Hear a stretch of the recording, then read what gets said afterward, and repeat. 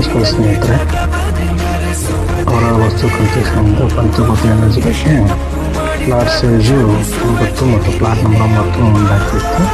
ಅದ್ರ ಬಗ್ಗೆ ಇವತ್ತು ಹೇಳ್ತಿದ್ದೀನಿ.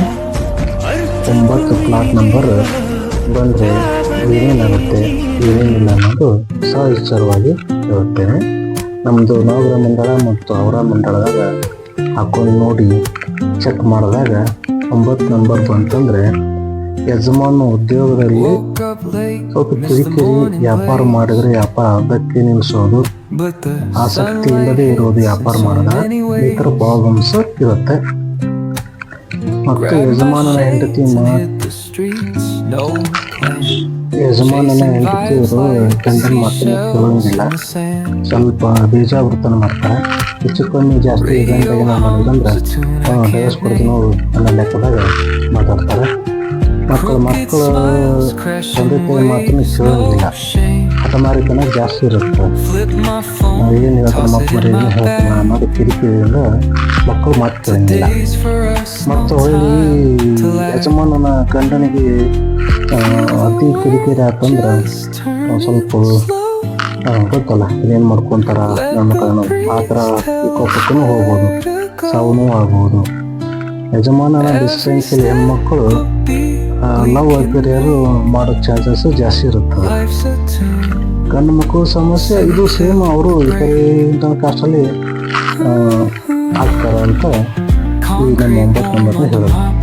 ಈ 9 ನಂಬರ್ ಬಂದವರು ಯಾರಾದರೂ ಬೇರೆಯವ್ರಿಗೆ ದುಡ್ಡು ಕೊಟ್ಟರೆ ಒಳ್ಳೆ ದುಡ್ಡು ಬೇರೆಯವ್ರು ಕೊಡುವಲ್ಲ, ಇವ್ರಿಗೆ ದ್ರೋಹ ಮಾಡ್ತಾರೆ. ಆ ಥರ ಸಿಚುವೇಶನ್ ಜಾಸ್ತಿ ಇರುತ್ತದೆ. ಯಜಮಾನನ ಹೆಂಡತಿ ಆಗಲಿ ಮಕ್ಕಳಾಗಲಿ ಹಣದ ವ್ಯವಹಾರದಲ್ಲಿ ಮೋಸ ಹೋಗ್ತಾರೆ. ಯಾರೇ ಆಗಲಿ ಅವರು ಮೊಮ್ಮಕ್ಕಳು ಇದ್ರೂ ಯಜಮಾನನ ಮೊಮ್ಮಕ್ಕಳು ಯಾರೇ ಆಗಲಿ, ಮಗನ ಮಗಳಾಗಲಿ ಅವರು ಸ್ವಲ್ಪ ದಾರಿ ತಪ್ಪೋ ಚಾನ್ಸಸ್ ಜಾಸ್ತಿ ಇರ್ತದೆ. ಮನೆಯಲ್ಲಿ ಸಾವು ನೋವುಗಳು ಜಾಸ್ತಿ ಆಗುತ್ತದೆ ಅಂತ ಹೇಳುತ್ತೆ. 9 ಅಂದ್ರೆ ಮಂಗಳ ರೂಲ್ ಗೊತ್ತಿಲ್ಲ ಎಲ್ಲರಿಗೂ, ಫುಲ್ ಸ್ಟ್ರಿಕ್ಟ್ ಇರುತ್ತೆ, ಆ ಥರ ಇರುತ್ತೆ. ಹಾಗಾಗಿ 9 ನಂಬರು ಬಂತಂದ್ರೆ ನಮ್ಮ ಈ ಪ್ಲಾಟ್ ಸೈಜ್ ಭಾಳ ಹುಷಾರಿಂದ ನೋಡಿ ಪರ್ಚೇಸ್ ಮಾಡ್ಕೋಬೇಕಂತಂದು ನಾವು ಹೇಳಕ್ಕೆ ಇಷ್ಟಪಡ್ತೀವಿ. ಆದರೆ 9 ಮಾತ್ರ ಎಲ್ಲರಿಗೂ ಗೊತ್ತಿರೋದು ಭಾಳ ಟೈಟು ಸ್ಟ್ರಿಕ್ಟು ಇರುತ್ತೆ.